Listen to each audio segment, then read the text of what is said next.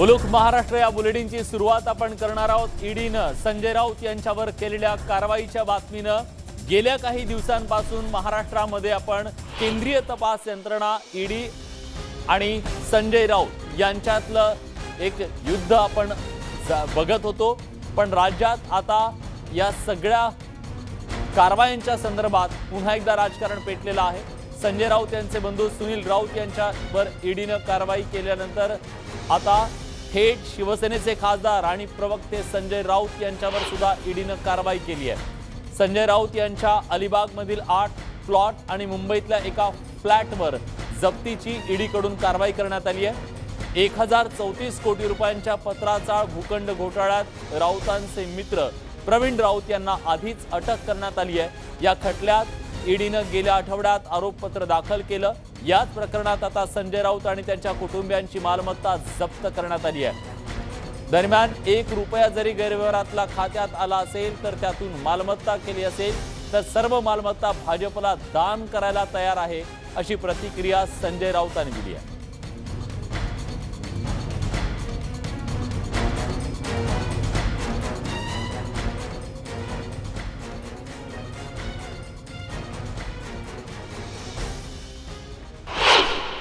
म्हटलं ना सत्यमेव जयते।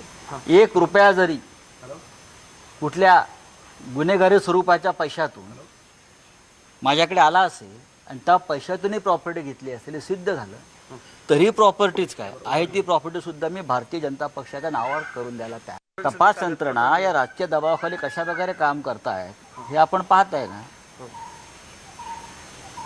संपत्ती म्हणतात ती संपत्ती जर एखाद्याचे राहतं घर असेल किंवा जुनी संपत्ती कष्टाच्या पैशातून घेतलेली असेल आपल्या, त्याचा संबंध कुठेतरी जोडायचा आणि जप्त करून दबाव आणायचा। मी तुमच्या बापाला घाबरत नाही, सरकार पाडण्याचे मी तुमच्या बापाला घाबरत नाही म्हणावं। तुमचा बाप जरी खाली आला ना तरी मी गुडघे टेकणार नाही। मी बाळासाहेब ठाकरेंचा शिवसैनिक आहे, लक्षात घ्या।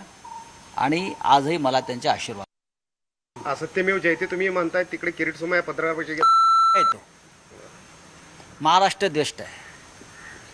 जो माणूस मराठीच्या विरोधामध्ये कोर्टात जातो तो आम्हाला अक्कल शिकवणार, त्याचा काय तू कोण आहे? तू त्याच्यावरती कसले प्रश्न विचारताय? शिवसेनेचे खासदार संजय राऊत यांच्यावरती ईडीनं कारवाई केल्याच्या नंतर आता याचे राजकीय पडसाद सुद्धा उमटायला सुरुवात झालेली आहे। शिवसैनिकांनी आक्रमक भूमिका घेतली आणि शिवसैनिकांनी आज मुंबईतल्या आमदार सुनील राऊत यांच्या भांडूपमधल्या कार्यालयाच्या समोर भाजप नेते किरीट सोमय्या यांच्या पुतळ्याचं दहन केलं। यावेळी शिवसैनिकांनी जोरदार घोषणाबाजी केली। शेकडो कार्यकर्त्यांनी घोषणाबाजी करत या कारवाईचा निषेध व्यक्त केला।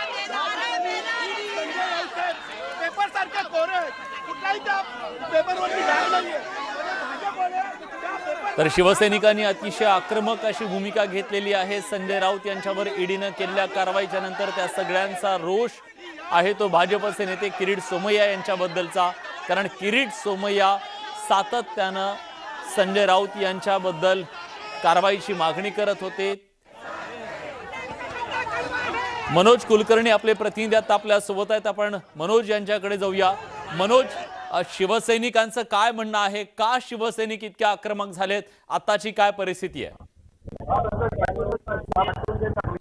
बरोबर जेव्हा संजय राऊत यांच्यावर त्यावेळेस मात्र हे सुनील राऊत आहेत, त्यांचं जे कार्यालयाचे भांडुपच्या या ठिकाणी कार्यालय आहे आणि या कार्यालयासमोर मोठ्या प्रमाणात शिवसैनिक जमा झाले होते। प्रचंड गर्दी होती, जवळपास 2 तास या ठिकाणी हे शिवसैनिक जमा झाले होते। त्यानंतर अनेक शिवसैनिक जो किरीट सोमय्या यांचा पुतळा होता तो पुतळा सुद्धा या ठिकाणी जाळण्यात आला होता। शेकडोच्या संख्येने कार्यकर्ते जमा झाले होते आणि ईडी असेल, केंद्र सरकार असेल, मोदी असेल किंवा राज्यातले भाजपाचे नेते असतील त्यांच्या विरोधात प्रचंड प्रमाणात त्यांनी घोषणाबाजी केलेली होती। आणि त्यानंतर मात्र आता थोडे हे आमदार सुनील राऊत आहेत ते आले आणि त्यांनी या कार्यकर्त्यांना शांत करण्याचा प्रयत्न केलेला आहे। शांत करण्याचा जरी चर्चा केली असली तरी या ठिकाणी पोलिसांचा सुद्धा मोठा बंदोबस्त वाढवण्यात आलेला आहे। नक्कीच धन्यवाद तुम्ही दिलेल्या सगळ्या सविस्तर माहितीबद्दल। या सगळ्याबद्दल सुनील राऊत यांनी काय प्रतिक्रिया दिली आहे ती सुद्धा जाणून घेऊयात।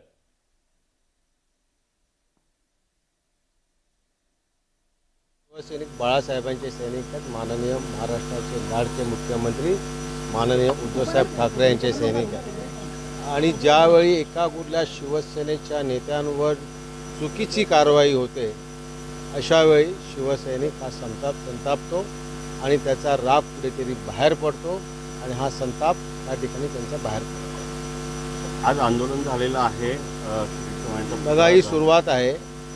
हे आंदोलन संपूर्ण मुंबई नव्हे महाराष्ट्रात पसरलं. मुंबई बंद होण्याचा इशारा आहे का हा थोडक्यात?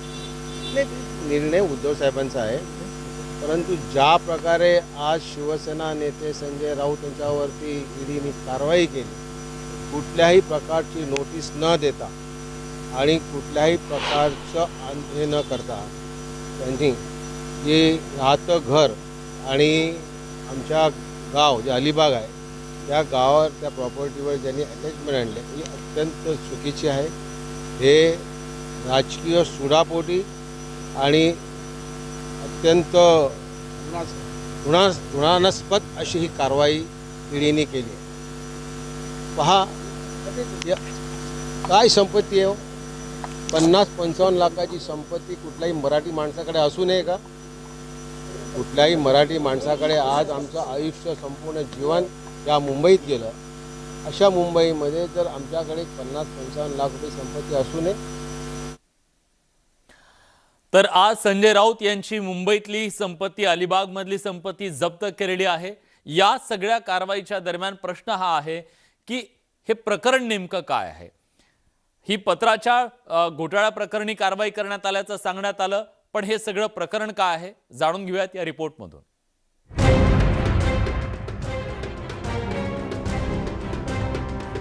केंद्रीय यंत्रणांनी महाविकास आघाडीच्या नेत्यांवर कारवाईला सुरुवात केल्यानंतर शिवसेनेचे नेते खासदार संजय राऊत यांनी अनेकदा ईडीवरच भ्रष्टाचाराचा आरोप केलेला होता. त्यांनी थेट ईडीला शिंगावर घेतलं, पण अखेरीस ईडीने आगामी पालिका निवडणुकांच्या पार्श्वभूमीवर संजय राऊत यांच्यावरच कारवाईचा बडगा उगारलाय. संजय राऊत यांची अलिबागमधली संपत्ती जप्त करण्यात आलेली आहे. यामध्ये अलिबागमधल्या जमिनीचे 8 तुकडे आणि दादरमधील एक फ्लॅट जप्त करण्यात आलेला आहे. राऊतांच्या एकूण 11 कोटी 15 लाख रुपयांच्या संपत्तीवर ईडीने टाच आणली आहे. मी मुंबईच्या दादर ईस्ट या परिसरातल्या गार्डन टॉवर या इमारतीमध्ये आहे. याच इमारतीमध्ये संजय राऊत यांचा फ्लॅट आहे आणि हाच फ्लॅट आता ईडीकडनं जप्त करण्यात आलेले. आज ईडीने एक मोठी कारवाई करत संजय राऊत यांच्या अलिबाग आणि त्याचबरोबर मुंबई इथल्या घरांवर जप्ती आणलेली आहे आणि त्यापैकी एक महत्त्वाचा जो फ्लॅट आहे तो हा दादर परिसरातला, दादर पूर्वेकडचा गार्डन कोर्ट नावाची जी इमारत आहे या इमारतीमधला फ्लॅट आहे. 32 माळ्याची ही इमारत आहे आणि जी माहिती मिळते त्यानुसार 30व्या माळ्यावर संजय राऊत यांचा जो फ्लॅट आहे जो जप्त केला ईडीने तो आहे. ईडीनं केलेल्या या कारवाईनंतर संजय राऊत यांनी प्रतिक्रिया देताना कोणासमोरही गुडघे टेकणार नसल्याची प्रतिक्रिया दिली आहे. अशा कारवाईने संजय राऊत किंवा शिवसेना ही झुकणार नाही, वाकणार नाही. संपत्ती म्हणतात ती संपत्ती जर एखाद्याचे राहतं घर असेल किंवा जुनी संपत्ती कष्टाच्या पैशातून घेतलेली असेल आपल्या, त्याचा संबंध कुठेतरी जोडायचा आणि जप्त करून दबाव आणायचा. मी तुमच्या बापाला घाबरत नाही. सरकार पाडण्याचे मी तुमच्या बापाला घाबरत नाही म्हणावं. तुमचा बाप जरी खाली आला ना तरी मी गुडघे टेकणार नाही. दरम्यान ज्या पत्राचाळ घोटाळ्या प्रकरणी ही कारवाई झाली आहे ते नेमकं प्रकरण आहे तरी काय पाहूया. गुरु आशिष कन्स्ट्रक्शननं म्हाडासोबत गोरेगावमधील पत्राचाळ पुनर्विकासासाठी करार केलेला होता. त्या ठिकाणी 3000 फ्लॅट्स तयार करायचे होते. त्यातील 672 फ्लॅट्स पत्राचाळीतल्या रहिवाशांना दिले जाणार होते. दरम्यान गुरु आशिष कन्स्ट्रक्शन कंपनीनं कोणतंही बांधकाम न करता म्हाडा आणि पत्राचाळीतल्या रहिवाशांची फसवणूक केली आणि ही जमीन 1034 कोटी रुपयांना दुसऱ्या बिल्डरला विकली. मार्च 2018 मध्ये म्हाडाने गुरु आशिष कन्स्ट्रक्शन्सच्या विरोधात FIR दाखल केला. फेब्रुवारी 2020 मध्ये प्रवीण राऊतला EOWनं अटक केलेली होती. गुरु आशिष कन्स्ट्रक्शन कंपनीचा संचालक राकेश वाधवान आहे. वाधवान याच्या सोबत संजय राऊत यांचे निकटवर्तीय प्रवीण राऊत यांचा संबंध आहे. प्रवीण राऊत यांनी राकेश वाधवान सोबत मिळून पत्राचाळीच्या पुनर्विकास प्रकल्पात घोटाळा केल्याचा संशय आहे. या प्रकरणी प्रवीण राऊत यांना अटक आणि सुटका झाली. प्रवीण राऊत यांच्या खात्यातून संजय राऊत यांच्या पत्नीच्या खात्यात 55 लाख रुपये गेलेले होते. पण हे पैसे 10 वर्षांनंतर परत केले गेले. हे पैसे कर्ज म्हणून घेतल्याचा दावा संजय राऊत यांच्या पत्नीनं केलेला होता. पण संजय राऊत यांचा देखील या घोटाळ्यात सहभाग असल्याचा ईडीला संशय होता. त्यामुळे ईडीनं संजय राऊत यांच्या कुटुंबियांच्या मालमत्तांवर छापेमारी केलेली होती. याच घोटाळ्याप्रकरणी ईडीनं संजय राऊत यांची मालमत्ता आता जप्त केलेली आहे. पत्राचाळ घोटाळ्यातील पैसा संजय राऊत यांनी वापरल्याचा ईडीला संशय आहे. संजय राऊत यांनी भ्रष्टाचाराचा आरोप करताना ईडी ही भाजपची एटीएम मशीन बनल्याचा आरोप केलेला होता. त्यामुळे ईडीवर केलेले हेच आरोप आता राऊत यांना भोगल्याची जोरदार चर्चा सुरू झालेली आहे. मुंबईहून प्रणाली कापसे आणि अलिबागहून मोहन जाधवसह ब्युरो रिपोर्ट, न्यूज 18 लोकमत. खासदार संजय राऊत यांच्यावर ईडीने केलेल्या कारवाईच्या बद्दल शिवसेनेच्या नेत्यांनी नेमक्या काय प्रतिक्रिया व्यक्त केल्यात जाणून घेऊयात. मला वाटतं हे क्लिअर कट आपल्याला दिसत आहे की हे सगळं राजकीय हेतूने होत आहे. कुठे ना कुठेतरी बदल्याचे भाव म्हणजे विंडिक्टिव्ह पॉलिटिक्स ती भावना घेऊन होत आहे. आणि जे मी त्या दिवशी पण बोललो की हे जे काही चाललेलं आहे आपल्या देशात हे काही लोकशाहीचं वातावरण नाही आहे, हे काही राजकीय वातावरण नाही, हे दबावशाहीचं वातावरण चाललेलं आहे. अशा जर धमकी यायला लागले तर आपल्या देशात लोकशाही आहे का हे विचार करण्याची गरज आहे. परवाकडे मला वाटतं कुठच्यातरी एका जाहीर सभेत कोणीतरी सांगितलेलं आहे की जर तुम्ही एका पक्षाला मतदान नाही केलं तर तुमच्या मागे एन्क्वायरी लावू. जनतेला अशी धमकी ओपनली द्यायला लागली लोक, तर मग ही लोकशाही राहिली आहे का हा विचार करणं गरजेचं आहे. गेली 1.5-2 वर्ष महाराष्ट्रामध्ये ईडीकडनं ज्या प्रकारच्या कारवाया सुरू आहेत त्या आपण सगळ्यांनी उभ्या महाराष्ट्रानं पाहिलेल्या आहेत. विशेषतः केंद्रात असणाऱ्या सरकारच्या विरोधामधले जे पक्ष आहेत त्या पक्षाच्या काही नेत्यांना जाणीवपूर्वक अशा पद्धतीनं अडचणीत आणण्याचं काम हे गेली 1.5-2 वर्ष महाराष्ट्रानं पाहिलेलं आहे. त्यातलाच भाग म्हणून शिवसेनेचे नेते माननीय खासदार संजय राऊत साहेबांवरती अशा पद्धतीची एक कारवाई आज ईडीच्याकडनं केलेली आहे. जुनं कुठलं तरी प्रकरण उकरून काढायचं आणि त्याच्यामध्ये नाहक अशा पद्धतीचा मानसिक त्रास देण्याचं काम हे केवळ शिवसेनेच्या नेत्यांना सुरू आहे. बाबतीमध्ये असं असेल तर दुर्दैव आहे. आणि मी आधी यापूर्वी देखील मी भाष्य केलेलं आहे की खरोखर जे दोषी असतील, ज्यांनी काही गैरप्रकार केले असतील त्यांची चौकशी करणं ठीक आहे, परंतु राजकीय सूडभावनेपोटी, राजकीय आकसापोटी अशा प्रकारच्या केंद्रीय तपास यंत्रणांचा वापर हा कुणासाठीच योग्य नाही, तो लोकशाहीला घातक आहे. दरम्यान संजय राऊत यांच्यावर केलेल्या कारवाईच्या संदर्भात आणि महाविकास आघाडीच्या नेत्यांनी, शिवसेनेच्या नेत्यांनी जे भाजपवर आरोप केले त्याच्याबद्दल भाजपच्या नेत्यांनी काय प्रतिक्रिया व्यक्त केली आहे तीही जाणून घेऊयात. हीच आली की बा अरे यातून ह्या शेवटापर्यंत गेलं. जे त्यांची इन्क्वायरी सुरू झाली आहे, त्यांच्या या वेगवेगळ्या कंपन्यांमधल्या पार्टनरशिप आणि त्यांची मुलगी, त्यांचा चार्टर्ड अकाउंटशी खूप विषय समोर येत होते. पण वन फाईन मॉर्निंग झाला आपण म्हणतो, अशी वन फाईन मॉर्निंग ती बातमी आली की त्यांच्या प्रॉपर्टी जप्त झाल्या. तर हे कोणालाही सहृदय माणसाला ऐकलं तर वाटतं की अरे बापरे झाले, प्रॉपर्टी जप्त झाल्या. देवेंद्रजींना 160चा CRPCचा नोटीस दिगा, भीतीपोटी दिगा. नारायण राणे साहेबांवर 505(2) कारवाई केली, भीतीपोटी केली. आणि ईडीसुद्धा भीतीपोटी कारवाई करत नाही. पण एक गोष्ट खरी आहे की तपास यंत्रणेला आपापल्या पद्धतीने काम करू दिलं पाहिजे. आणि हे मी नाही सांगत, याच्याबद्दल श्री संजय राऊत आणि मी एकमत आहोत. संजय राऊतांनी सुद्धा कंगना राणावतवर जेव्हा बुलडोझर चालला ते काय म्हणाले, महानगरपालिकेचं काम आहे, महानगरपालिकेला कारवाई करू द्या. मी सहमत आहे, ईडीचं काम आहे, ईडीला कारवाई करू द्या. याच्यामध्ये कशाला आम्ही हस्तक्षेप करायचा प्रश्न अनेक आहे ना. बाबा जाऊन ईडीला सांगणं भाजपला कशाला दान करण्याची गोष्ट करतोय. आणि 55 लाख त्यांनी परत का केले, परत का केले. तर ईडी खोटं बोलत होते, तुम्ही खोटं बोलत होते, तर 55 लाख परत का केले.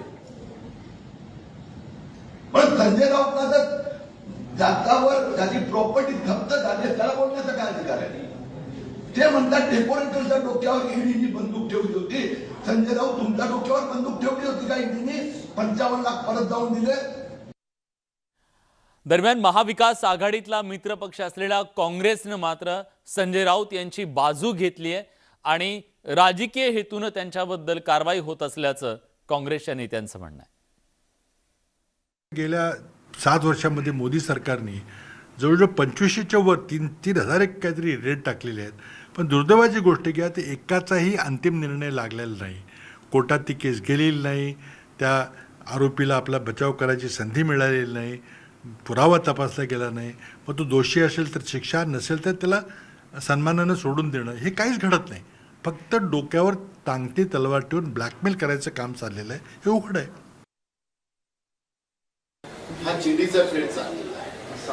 केंद्राचं सरकार जे आहे ते घाबरलेलं सरकार आहे आणि ज्या पद्धतीनं चिडीचा डाव आपल्या मराठीत म्हटला जातो तो खेळण्याचा एक दुःसाहस केंद्रातलं भाजपचं सरकार करत आहे. लोकांना दहशत निर्माण करणं, अनेक पद्धतीनं कार्यकर्त्यांची, नेत्यांची हॅरेसमेंट ही सुरू झालेली आहे. त्याचा हा मला भाग वाटतो आणि यामध्ये आणखी दुर्दैवी गोष्ट अशी आहे की त्या कुटुंबापर्यंत पोहोचणं आणि त्यांना मानसिक त्रास देणं हा हेतूसुद्धा त्यामध्ये स्पष्टपणे दिसतो आहे. यानंतर महाविकास आघाडी सरकारला आणखी एक धक्का बसलाय त्या संदर्भातली बातमी. कारण महाविकास आघाडी सरकारमधला त्यांचा एक मित्र महाविकास आघाडीतून बाहेर पडलेला आहे. स्वाभिमानी शेतकरी संघटनेचे नेते अध्यक्ष राजू शेट्टी यांनी महाविकास आघाडीतून आपण बाहेर पडत असल्याची घोषणा आज केली आणि त्यांनी याचबरोबर एक आणखी घोषणा केली, ती म्हणजे राज्यपाल नियुक्त जे आमदार होते तिथं नाव त्यांचं दिलेलं होतं ते सुद्धा मागे घेतलं जावं किंवा ते काढलं जावं अशी विनंती ते राज्यपालांकडे करणार आहेत.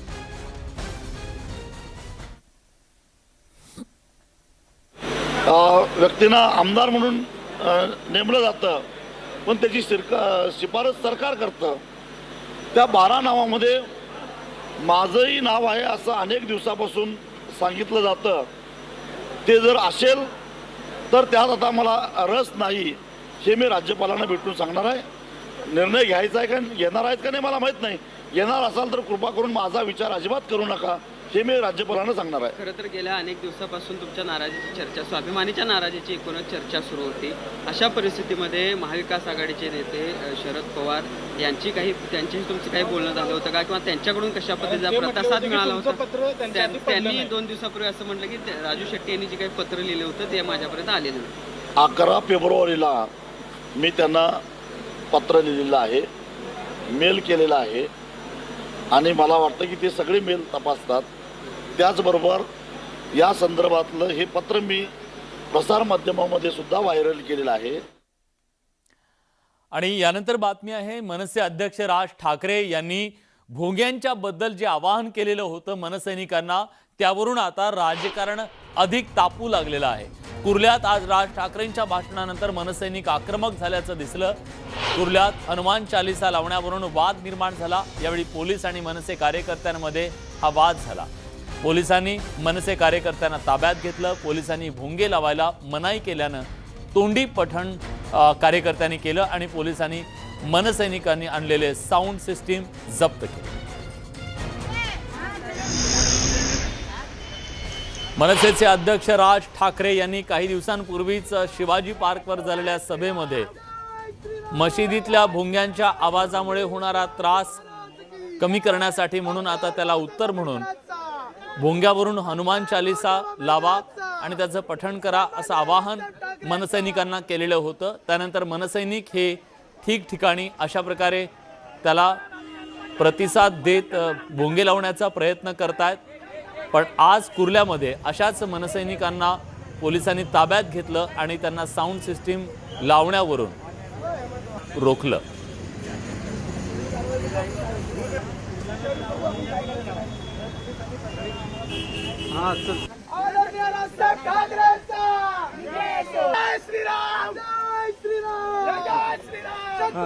शिवाजी महाराज की डॉक्टर बाबासाहेब आंबेडकरांचा, डॉक्टर बाबासाहेब आंबेडकरांचा.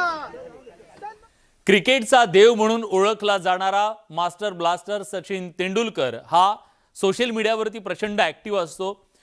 तो आता निवृत्तीच्या नंतर वेगवेगळं प्रकारचं आयुष्य जगण्याचा प्रयत्न करतो आणि अशाच प्रकारे आज त्याने आणखीन एक व्हिडिओ शेअर केलाय.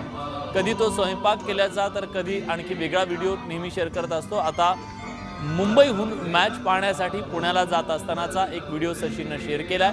यात तो वलवरे नकवा या गाण्यावर ठेका धरताना दिसतोय. सचिन बरोबर किरण मोरे सुद्धा या गाण्याचा आनंद लुटताना या व्हिडिओत दिसतो.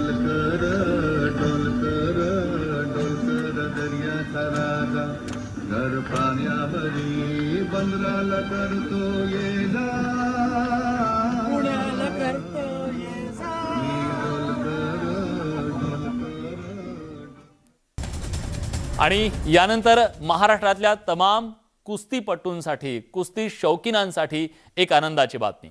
आजपासून साताऱ्यात महाराष्ट्र केसरी कुस्ती स्पर्धेला सुरुवात झाली आहे. एकाच वेळी 2 माती गटात आणि 3 माती गटात अशा 5 कुस्त्या सुरू झाल्यात. तब्बल 59 वर्षानंतर साताऱ्याला महाराष्ट्र केसरी कुस्ती स्पर्धा आयोजनाचा मान मिळालाय. महाराष्ट्र केसरीची मानाची गदा पटकावण्यासाठी 900 पैलवानांनी शड्डू ठोकलाय.